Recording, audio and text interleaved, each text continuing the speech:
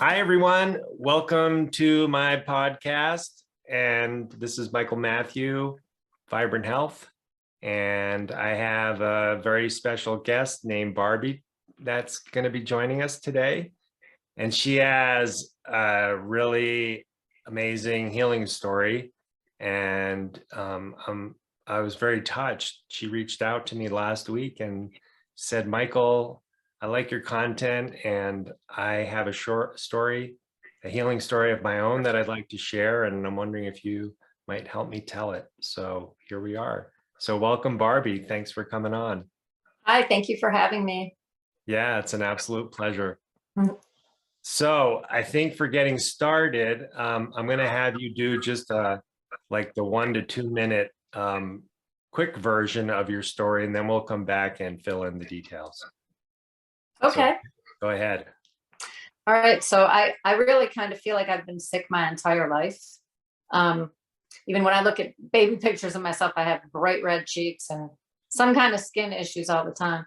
But I was on the standard American diet most of my life until I reached a teenager. And then I decided that I was going to try to get healthy. So then I went through the whole vegetarian, vegan thing.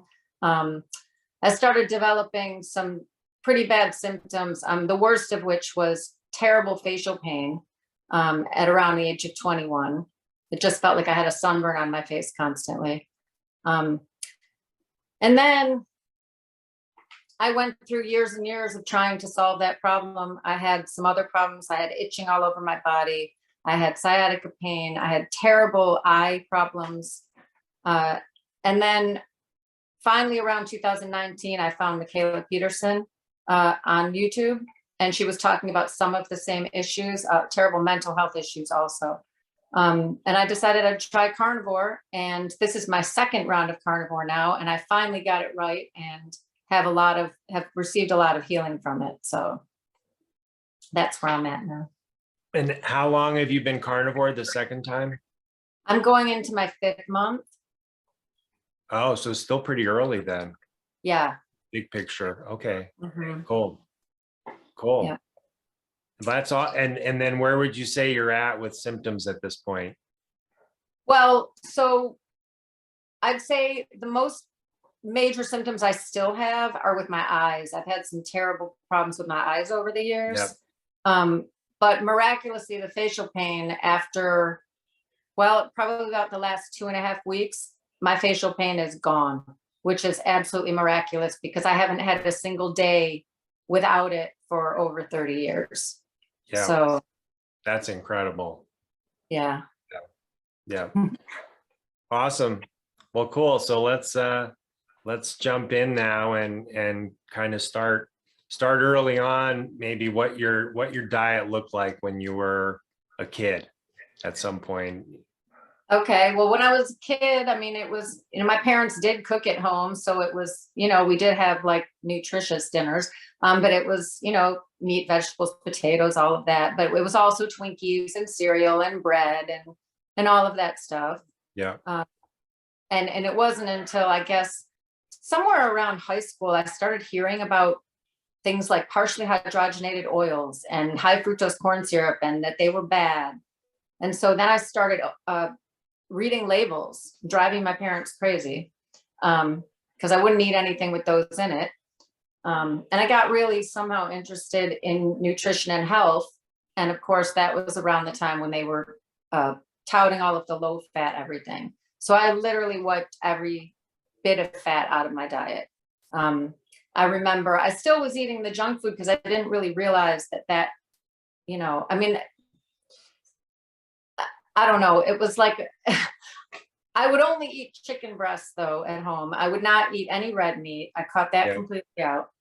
And I drank skim milk and, I thought I was doing the right thing with that.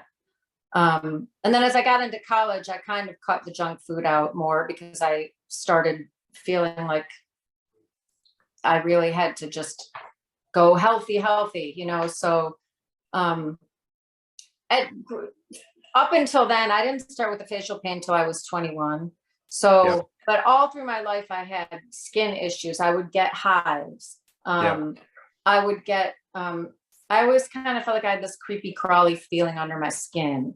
Like it was just mainly a lot of skin things.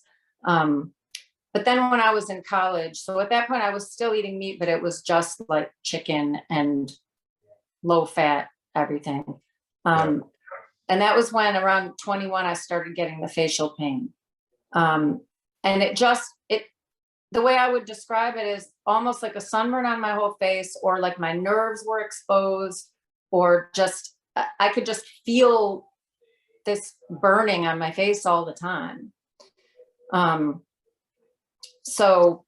since you compared it to sunburn, I mean, sunburn can be kind of like, it's kind of a little bit, my skin's a little bit hot, red, but if it's a really bad sunburn, it can be really intense.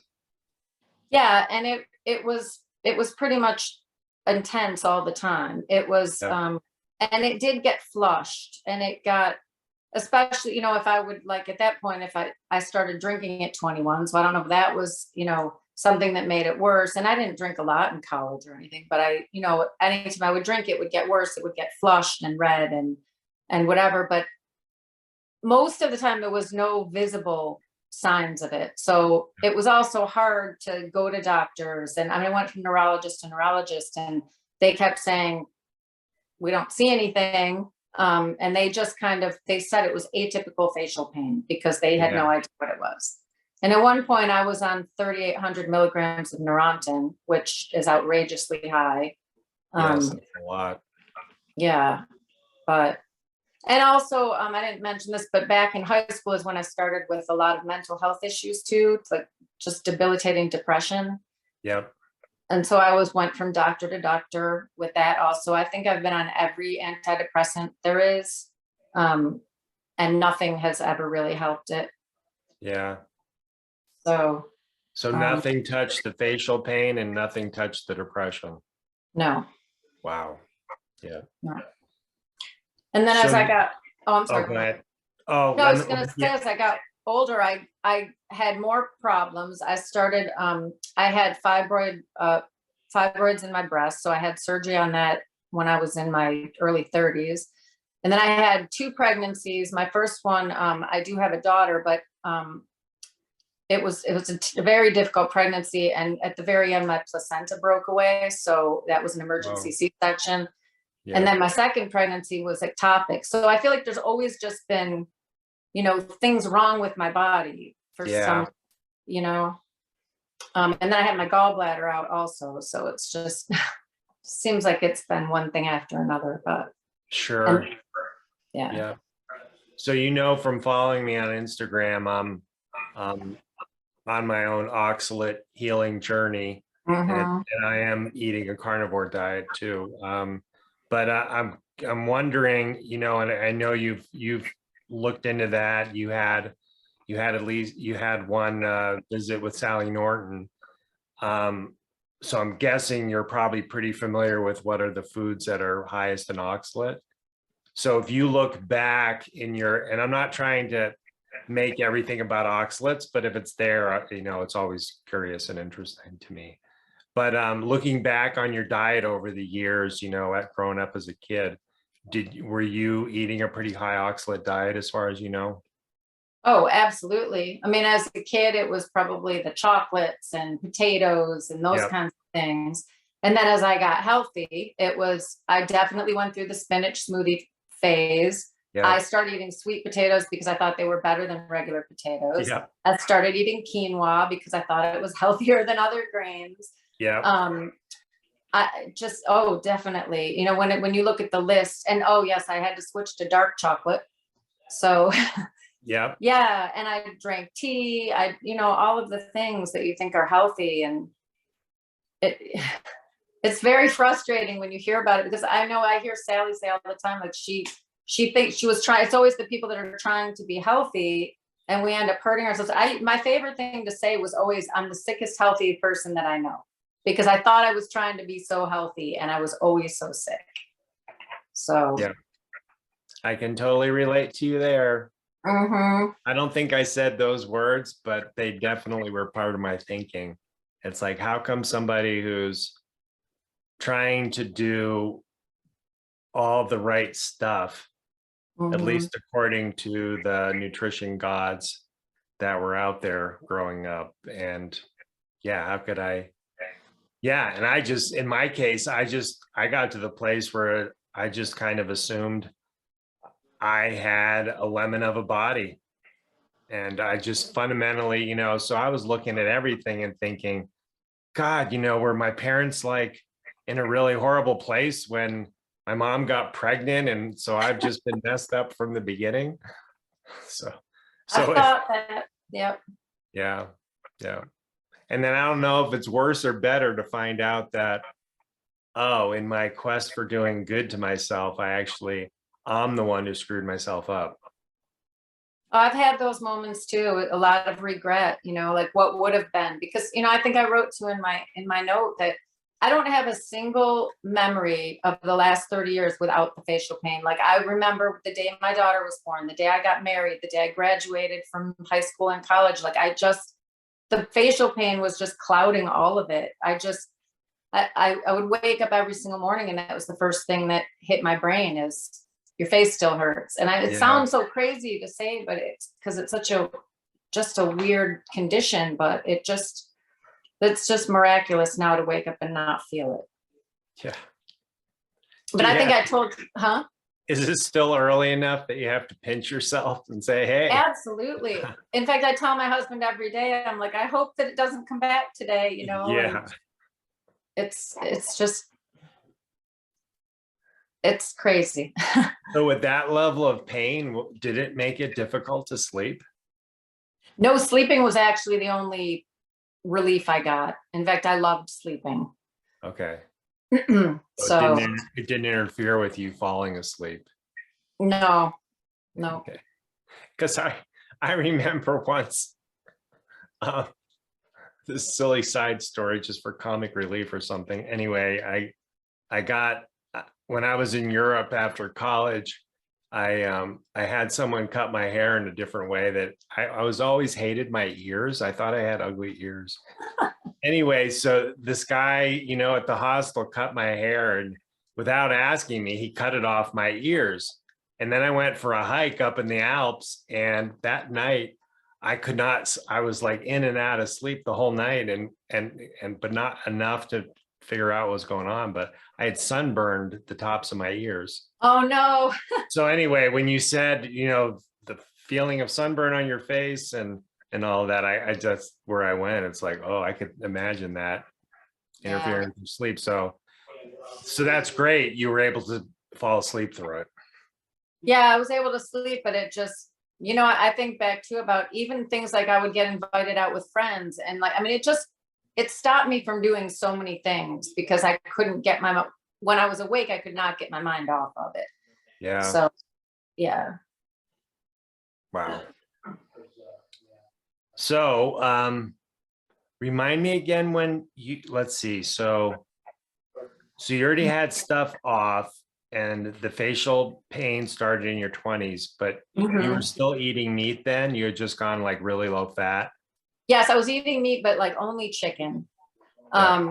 I wouldn't eat any red meat. And I just was eating low fat everything. I mean, when I think about it now, I was just starving my brain and starving my body and thinking I was doing the right thing. But and then I just went on a quest of trying to find what would work. And back in, I think it was like 2017, I found this crazy cabbage juice diet. Okay. And I was so desperate that I tried that. And the lady that ran that was like, well, the diet you should eat was basically like potatoes and fruits and nuts and like all of these things that, again, high oxalate foods.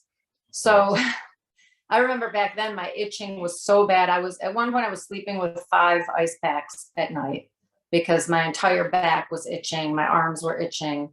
So the facial pain didn't keep me from sleeping, but the itching definitely did. Yeah.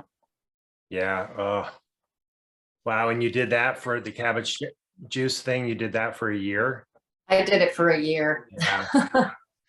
I just, it's crazy to get yourself convinced. Well, this person says it's going to help me, and you're so desperate because you feel so terrible that you'll try anything. I went down the functional medicine route, spending tons of money on testing for all kinds of things, and then money on supplements that never helped. And just, you're willing to try anything to feel better.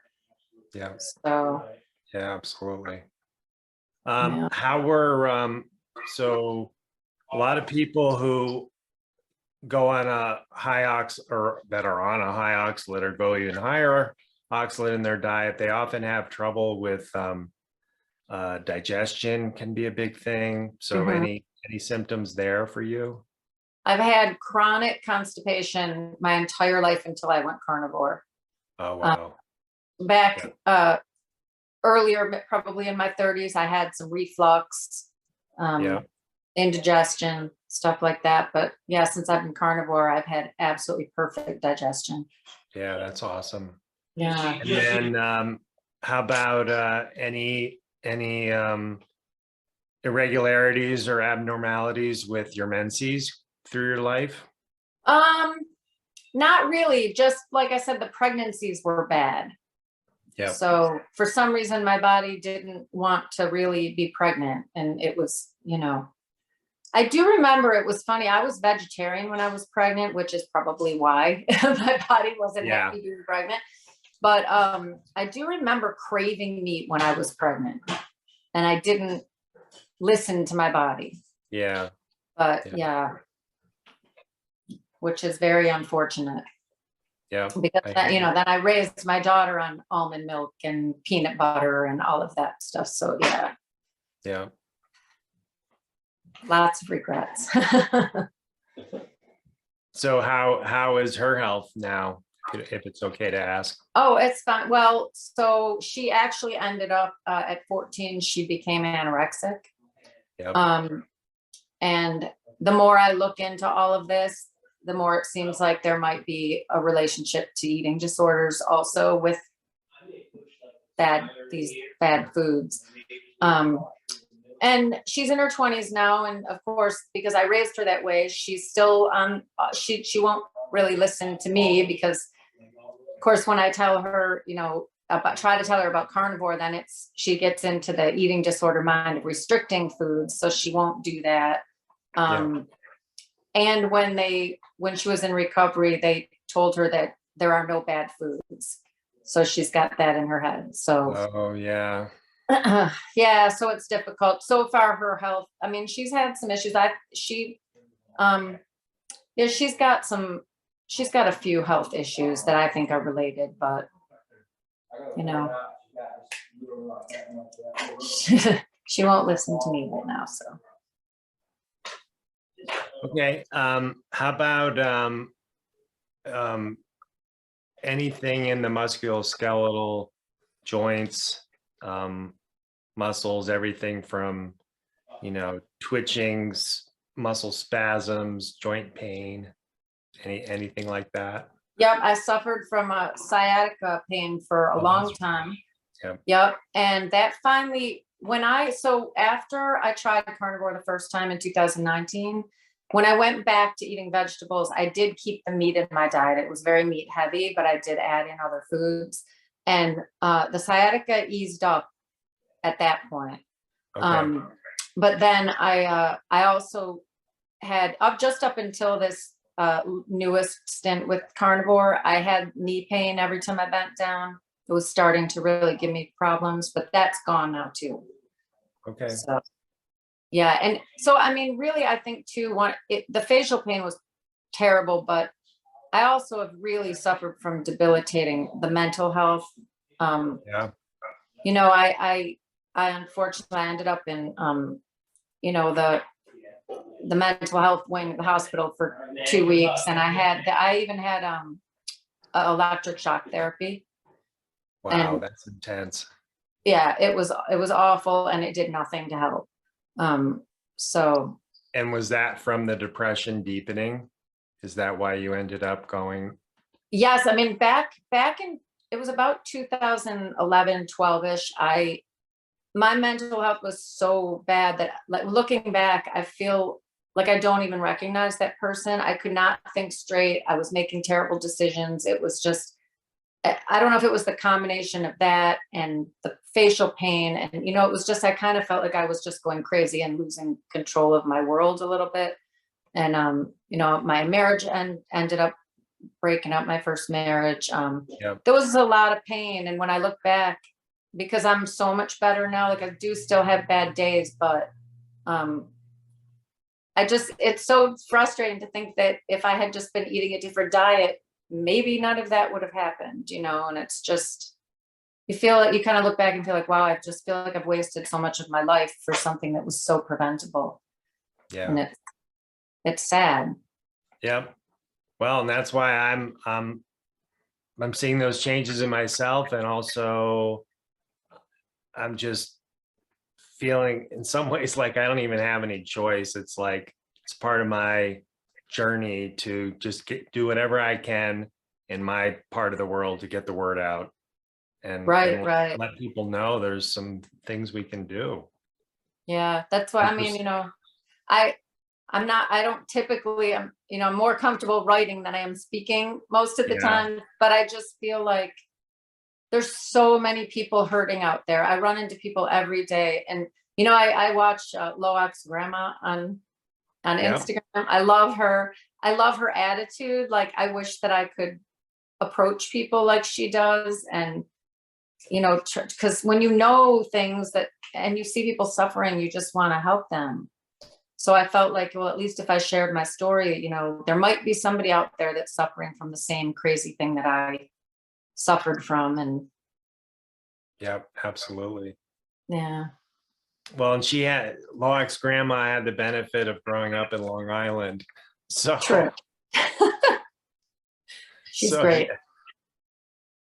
Yeah, pretty much nothing's out of bounds for her, and there's no filter. She just speaks what is on her mind, which I totally respect too. I do too, for sure. Yeah. I still reach out to people and try to plant a seed. You never know. Yep. But yeah. So let's look at, you went, when did you go carnivore the first time? 2019. And that was after you saw Michaela Peterson get interviewed. Yes. And then, so I saw Michaela Peterson, and then I started diving into the whole low carb thing. And then I heard I think the first time I heard about plant toxins wasn't Sally, it was Georgia Ede. I was watching low carb. Yeah. Like the low carb conferences online. Yep. And then I think Sally did a talk at one of those, and that's where I first saw her. Great. Yeah. Yeah. Yeah. Georgia's awesome. Mm-hmm. I actually did a little bit of a training with her a couple of years ago, and she's just another one of those brilliant people who's dived into the research and discovered, the research doesn't say what everyone says it's saying. It says the opposite. Meats actually and animal fats are actually really good for us. How did that happen? Anyway, yeah. When you tell people that plants aren't so great for you, people, I mean, they just look at you like you're crazy. Like, yeah, it's amazing how we can get indoctrinated in lots of different ways without actually being shown the data that supports it. Right. It's pretty scary. Okay, so you make your first venture into carnivore. How did that go the first time? It did not go well because I broke out in a rash. Well, so I didn't know. I had talked to Sally, but like I said, it didn't really all register. And so I'm the kind of person where if I'm going to do something, I'm going to do it 100%. So of course I went from one day eating whatever, and the next day I'm only eating meat. So I obviously had a terrible oxalate dump, and I just broke out in a terrible rash almost all over my body. And I think it just scared me. And so I think I tried it for maybe like a week, and then I was just like, of course I didn't give it enough time to make me feel better. So I thought, well, this is crazy. And at the time there was still the cognitive dissonance where it was like, eating all meat can't be healthy for you. So I think I finally just, and at the time I also, to be perfectly honest, I wasn't comfortable like being with my friends or being with family and only eating meat. Like now I don't care. Now I just do what I want to do. Yeah. But so there was that too. And I just didn't stick with it. Yeah. So then you started adding some more veg back into your diet. Fruits and vegetables and, you know, the quinoa. I was still trying to be what I thought was healthy, but Yeah. yeah. And are you aware of, you said quinoa really quick there. Did you end up being high oxalate again, or do you have a sense? Do you know where you kind of were falling then? Yeah, for sure. I was eating a lot of sweet potatoes, quinoa. I don't think I was doing the spinach smoothies and stuff at that point, but the whole oxalate thing, it was like I had that one meeting with Sally, and then I feel like after I stopped with the carnivore, it went right out of my head because I didn't fully grasp the oxalate issue. Yeah. How serious it was. Yep. Yep. Yeah. Okay. And then so then you stayed on that. So that was 2019. And then you go back on veg for a while. And then what happened 5 months ago that you made a switch again? So, oh, I forgot about that. Yeah. So back in, it was early last summer, I got something called de Quervain's tenosynovitis, which is a wrist tendonitis. And it was in both my hands, and I literally could not use my wrists. I couldn't lift a plate. I could barely lift a pen. I couldn't write. I couldn't do anything. And I clean houses for a living. I could not work. Okay. Yeah. So it went on for about 2 months where I just tried I went to see a doctor. He wanted me to have cortisone shots, and I was against that. So I went to physical therapy, and I went for 2 visits, and I felt like I knew more about what was wrong with me than they did. Yep.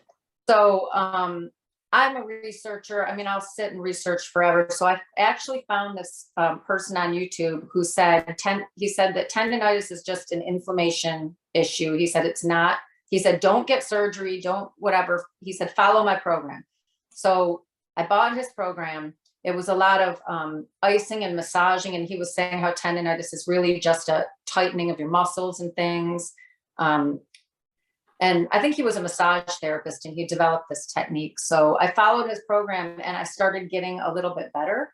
Yep. And then I think I was watching a video because I think at that point, this is what happened. He told me that I should go more animal-based in my diet. He didn't say carnivore, but he gave me a diet that was very similar. So then it started getting my mind back onto the whole carnivore thing. So then I started watching some more videos. I went back to watching videos, and somebody was talking about carpal tunnel. And so I thought, you know what? I have to get back to work. I have to be able to use my wrists. And his program, though it was helping, it wasn't 100% helping. Sure. So I said, well, I'm going to go back on carnivore, and I'm going to see. And I'll tell you what else. I looked up on the Rivera website, and there was one woman coach. I think her name is Sarah. And she said on there that she healed herself of de Quervain's, and I had never seen anybody else. Cool. So I was like, okay, this is definitely what I'm going to try. And within a couple of weeks, my wrists were perfectly fine. So then I said, okay, I'm staying on carnivore. So that's what did it, was my wrists. Wow. Yeah. Wow. 2 weeks. That's like seriously fast. That's amazing. Yeah. Well, I think, like I said, his program had really helped me. Yeah. But it was the carnivore that put me over the hump there for my wrists. Yeah, absolutely. So, I mean, I had physical therapists tell me you're never going to be able to work again. So I proved them wrong. Okay. So now you go carnivore a second time. First time you had terrible dumping, and that drove you to stop. Yeah. Tell me how it went this time. Okay. So I did not have as severe issues. And I think it was because, I'm guessing it's because I've been eating meat for the last 3 years again. And I think the first time I did it, I was going really from vegetarian right into meat. So it was a super shock to my body, maybe. I did, one of the big problems I had with my body was my eyes. I think I mentioned that. And I used to get terrible watering, swelling, itchy, just bad eye issues. So now that's one of the things that still bothers me quite a bit off and on. Like, so I think that possibly when I'm dumping, it comes out of my eyes a lot. I do feel a lot of that gritty, Yeah. stuff coming out of my eyes. I have not had any rashes this time. Okay. And I really don't feel like it didn't affect my digestion too badly. Because when I added the meat back in, I did add in butter and things. So I was already used to eating some more fat and that. So really this time, I'd say the dumping is pretty much mostly in my eyes this time. Okay.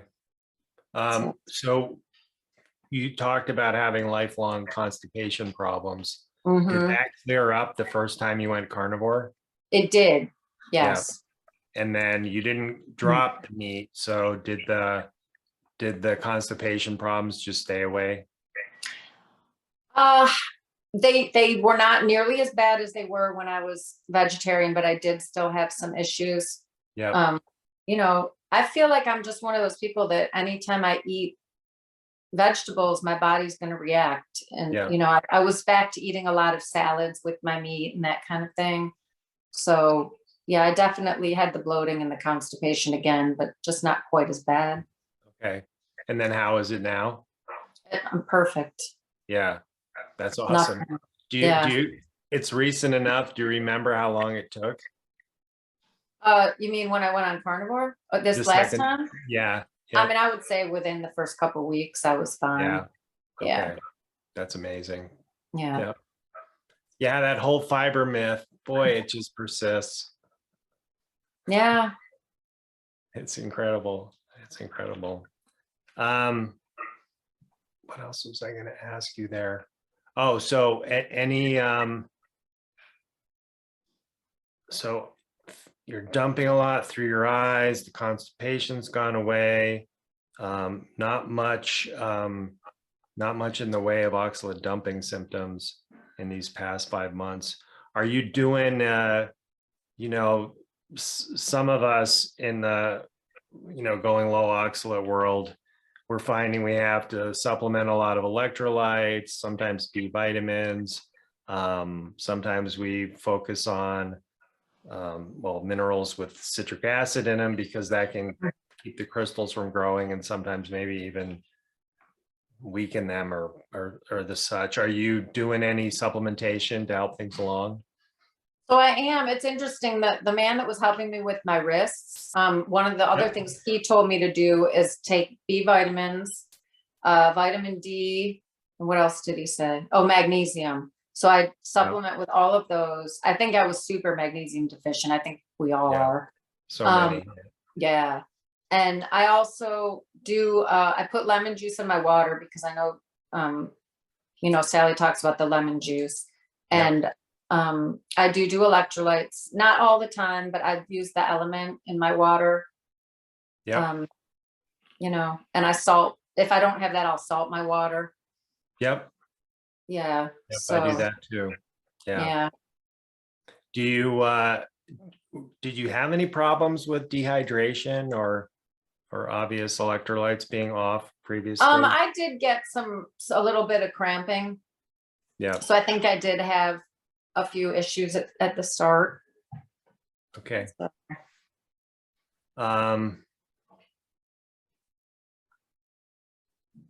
Trying to think. Oh, yeah. So 5 months in.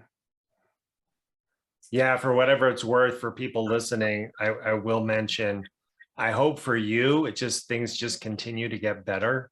But I think you've probably heard enough because it sounds like you educate yourself. You're probably aware that some people who, when they've been high oxalate and they go low oxalate, sometimes they get a grace for months or even a year, and then sometimes things hit. So anyway, I just want to put that out into the space, and you're nodding, so I'm guessing you're aware of the possibilities that can happen there. Yeah, I know Sally says sometimes year 3 can be the worst. So I don't anticipate that I'm going to get out free and clear. I'm pretty sure. I mean, like I said, I know I have problems in my eyes, and I Yeah. wouldn't be surprised if I get some other issues, but Yeah. Yeah. I'm going into my fourth, or I'm into my fourth year now. And I still am getting the grit just because coming out of my eyelids. mhm. If not every morning, every other. I mean, it's amazing. It just keeps coming and coming out of there. Does it make your eyes water real bad? Well, in my case, what happens a lot is I'll wake up in the morning and my eyes are so dry. Sometimes it's so bad, it's hard to keep my eyelids open. Mhm. And then I often do one of my lemon drinks right away. And I put magnesium in it. So I guess I can't be positive. Is it just the lemon juice or is it the magnesium or both?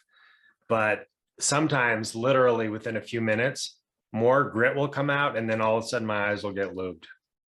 Oh, wow. Okay. Yeah, it's crazy. It's really That's good crazy. though. And yeah, it's really good. And I Yeah.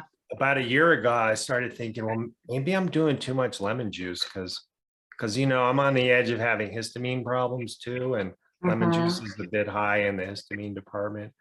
So I backed down from like doing more like 4 or 5 or even 6 lemon juices a day, and I went down to 2. And then I started feeling like I was getting an eye infection. Oh, no. And whenever I get an eye infection, which isn't that often, I put a little bit of colloidal silver in, and boom, Mhm. it's just gone that Good. quick. And but this time it was 2 days of putting drops in multiple times a day, and nothing was happening. And then finally, it dawned on me. It's like, oh, you cut back on your lemon juice, you fool. Oh. So I added more lemon juices in that first day, and I don't even know if it took a day. And Mhm. I had a feeling what was going on is my ducts, probably my oil ducts in my eyelids were getting blocked. Right. And that probably did start creating an infection, but getting the lemon juice back in opened it back up again, and boom, it was gone. That's great. So now I'm kind of, mostly for my eyes, I'm kind of stuck on lemon juice until things get better there for me. So do you drink the lemon juice plain, or do you mix it in water, or Yeah, just I make? follow Sally's got a little recipe she calls the her Alka-Seltzer Gold. And so it's 2 ounces of lemon juice, an eighth of a teaspoon of both sodium and potassium bicarbonate. Mhm. And then in my case, I add in some magnesium to that drink and then Okay. fill the glass up with water. And Yeah. yeah, and I drink that. And for me, it just, the eyelid thing's the big thing, but sometimes it just, I don't know, it just makes me feel better when I'm feeling a little off, I think. Yeah. My partner, Beth, um, about a year or so into, maybe 2 years for her being low oxalate, she started getting these headaches. Mhm. And she was maybe doing 1 or 2 lemon juices a day. And then I had to like really nudge her strongly to try doing more. And it's been and sometimes even like she does one, and then 30 minutes she does another one. And then Mhm. sometimes even 30 minutes as third one. Wow. And sometimes the headache just gone. Wow. Not always, but sometimes. That's Yeah. great. So yeah, it can be a powerful tool. One of my health coaching clients, he was having really bad kidney pain. And I think he just kept doing, I coached him a little bit to just try taking more and see what happens. And he got up to 6 lemon drinks in one day, and then boom, his kidney pain was gone. Wow. And it had been there for like a week. That's great. I'll have to try it. So that's, for a person that has histamine problems, probably not a good solution, at least initially. But boy, for some people, it's like, it's always, you don't want to just keep pushing on your body, but sometimes you do have to hit some things hard, and um, Right. and, and then sometimes that can make a change. Yeah. So 5 months. And have you seen, what kind of changes have you seen in the depression over these 5 months?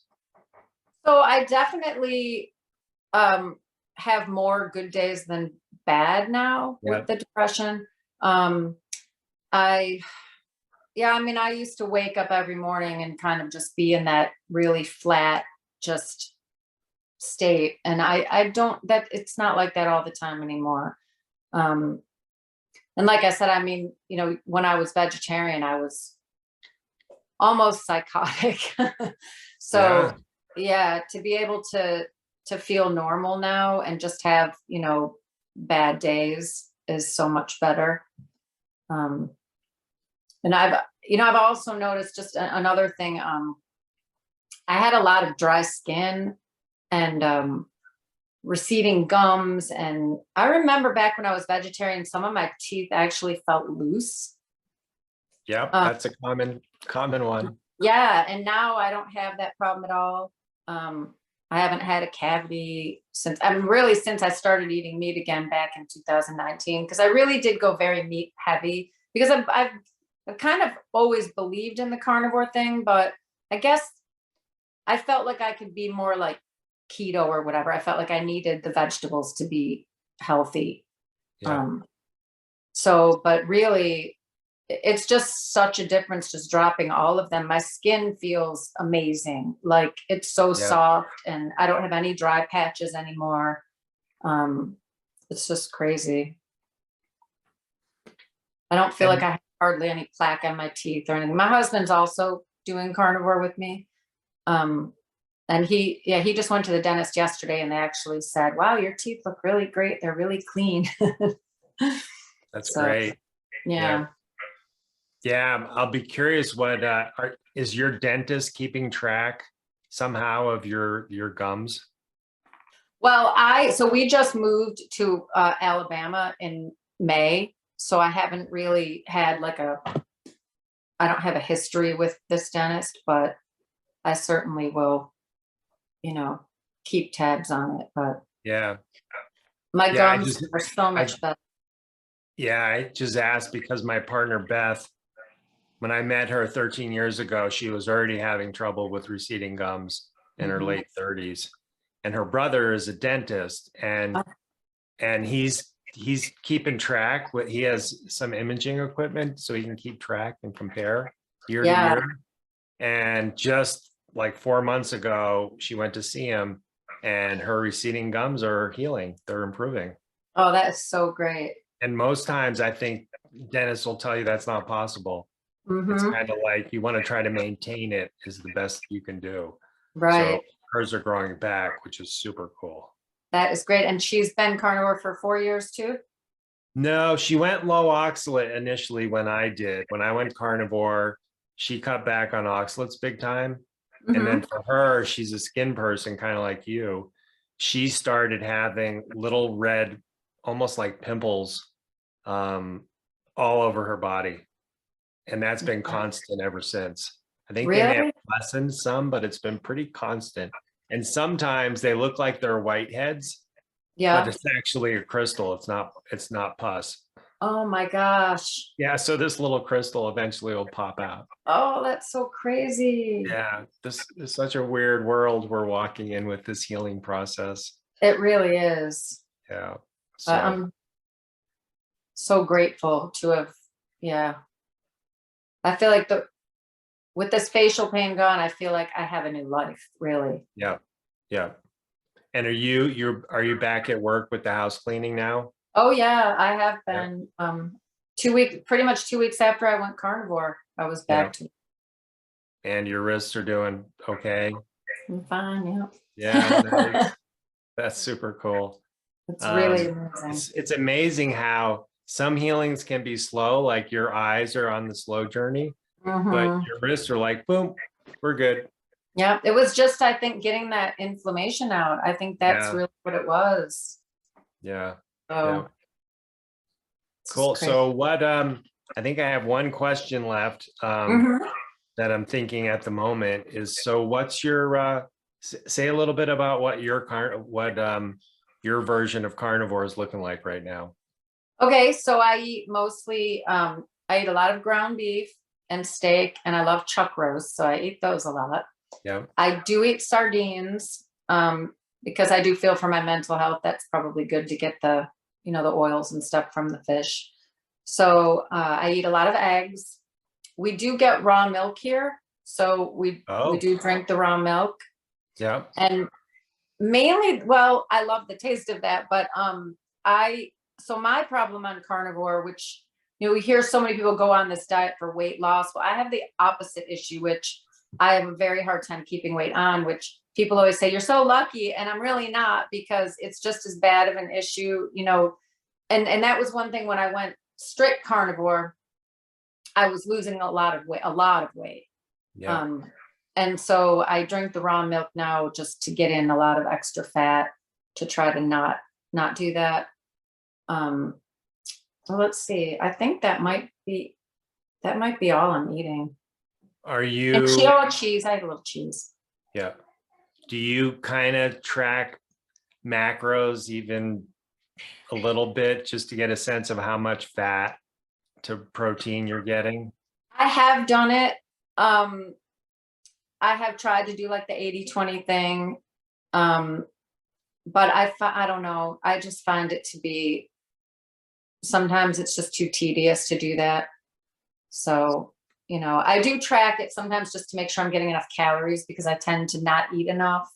The other problem too is, when you're eating this way, you're not hungry. So, and I do have to eat a certain number of calories, or else I'm gonna again lose weight. Yes.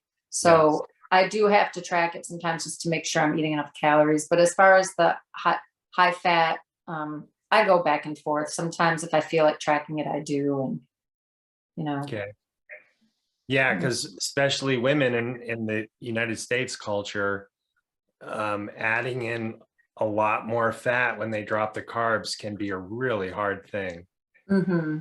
How was that for you, that transition? Surprisingly, it wasn't bad, especially because I don't have my gallbladder. I was afraid at first that was going to be Yeah. hard, but it wasn't. I even, I make those butter bites that a lot of people make, the brown butter bites, and snack on those sometimes. And so I don't really seem to have a problem with it, Great. fortunately. Great. Yeah. And so is your weight stable now? You're 5 months in, or is it still a little low? It's probably a little low. Yeah. I'm, like I said, I drink the raw milk and try to keep the weight on like that. I also don't know what, they say too that on carnivore your weight will kind of stabilize where you should be. So I don't know if the weight I'm at now, I have been kind of holding steady. So I don't know if this is just the weight I'm supposed to really be at. But I do have to keep that extra fat in to Yeah. maintain. Yeah. Well, it's doing so many healthy things. Yeah. Yeah.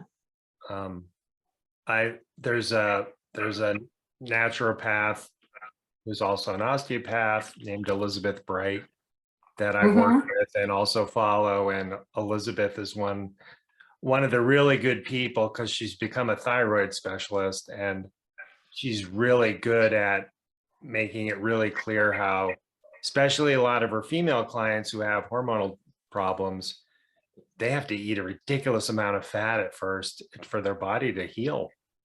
And then Yeah. as they get deeper into their healing, they can start backing off and find what's a level that their body really needs.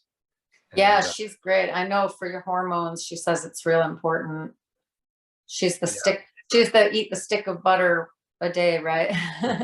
sometimes, yeah, Yeah, whatever's yeah. appropriate for that person. But then she'll even say, snack on fat. If you have trouble sleeping, eat fat in the middle of the night, Hmm. to help you fall asleep, because so many people are so out of whack. Yeah. Yeah. I Do did you, start buying I have a butcher here in town, and I did start buying fat trimmings, and I fry that up and add that to my ground beef and stuff, because I do uh, know it's important to get the fat. So yeah, I just don't really track how much of it I'm eating, but I do add it to everything. yeah. So Good, good, good. Did you ever have any testing that showed you were in the hypothyroid world at all, or? so I have been so disgusted with doctors after years and years of going and getting absolutely no help for any of my issues, that I have not had any testing. Like, I haven't been to the doctor in such a long time because I just gave up. So I imagine I probably have a bad thyroid from all those years of vegetarianism and all of that. And I probably should go get it checked out. But just because then I guess it's good to see if the improvement over time. So I've just been pretty down on doctors. So Yeah, no, I get it. I get it.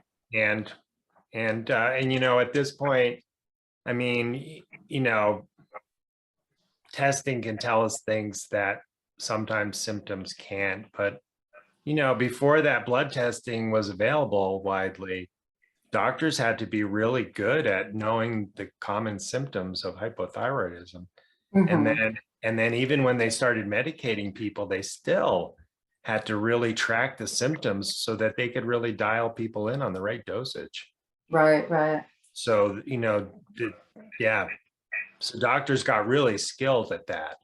And now they rely, in my humble opinion, too much on the tests.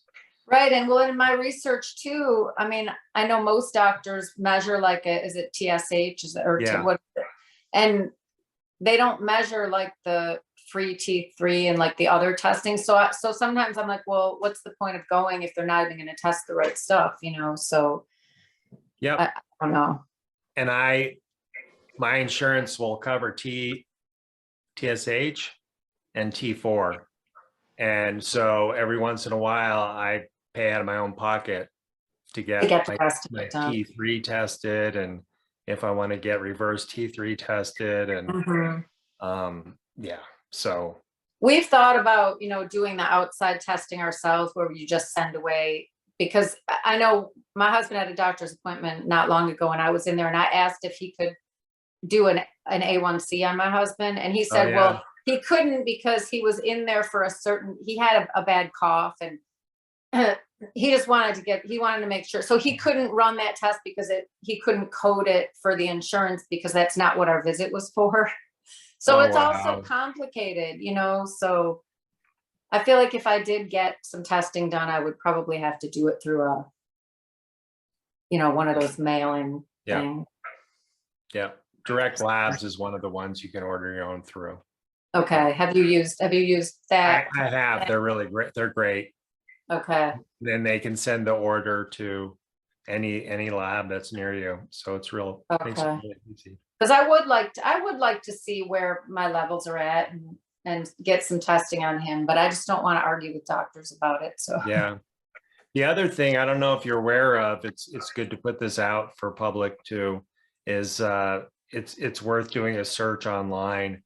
You can measure your basal body temperature first thing in the morning. So as soon as you wake up, you stick the thermometer in your armpit, and then you got to wait 10 minutes. Because it's better to not use digital. It's better to use the non-mercury ones that, you know, you got to wait a while, and then to track that over some time and see where you come in. Okay. Anyway, so that's something. And that's one of the things Elizabeth Bright educated me on, was that if your basal body temperature is not high enough, you can't make certain enzymes that your body needs. And so when she helped me get dialed in with my thyroid meds, I watched my temperature go up, and I'm like you, I've been underweight my entire life. I actually started putting on weight. Oh, wow. And then I actually had to make an adjustment in my diet because my belly was starting to get big for the first time in my entire life. And it's like, whoa, now I have to deal with the problems that almost everyone else does that I've never had to. So anyway, but again, a really good sign of healing. And then I just had, you know, because I am on thyroid meds, 6 months ago, I got some results that showed, oh, Michael, you have to lower your thyroid meds. That's great. So very cool. That's so great. Yeah. Okay. Well, hey, we've been talking for a long time here. Do you want to say anything to wrap things up from your end, any advice for people just in general about health and nutrition? Yeah, I just feel like if you know, you have to listen to your body. You have to be your own doctor sometimes. And, you know, if you think carnivore might be a good thing, just, I say, give it a chance to work, because that was my mistake the first time. And had I actually stuck with it back in 2019, I'd be so much further along now. So I just say, yeah, just give it a shot and stick with it for sure. Cool. And then I would add in, if you look at a high oxalate food list and you know you're eating high oxalate, then probably get Sally Norton's book and and wean off the oxalate slowly, because in some people's cases it can actually be, in some people's cases it can be serious, Right. if their body dumps really hard. Mm-hmm. So just be careful. And then do you want to say where people can find you on social media? Well, I do not have any social media at this time. Okay. So I would. You're just a background hanger outer in Instagram? Yeah, I mean, I would really like to. I would like to, you know, I think we need more voices. I really do, because there's just so many people that don't have any idea that this is even a thing. So really, you're the first person I reached out to, because I like your content, and you're very personable and nice. I like you. Thank you. Yeah. Well, it's been, and so are you. It's been an absolute delight to talk to you and get to know you a little bit, and thank you. And hear your story. It's a wonderful story. So I'm really happy you reached out. Yeah. Well, thank you. Yeah, I think a lot of people will hear this and it will help them. So I hope so. You're welcome. Okay. Well, hey everybody. Thanks for tuning in again. And I guess that's all I got to say right now. But so thanks for being here, and we'll see you next time. Bye.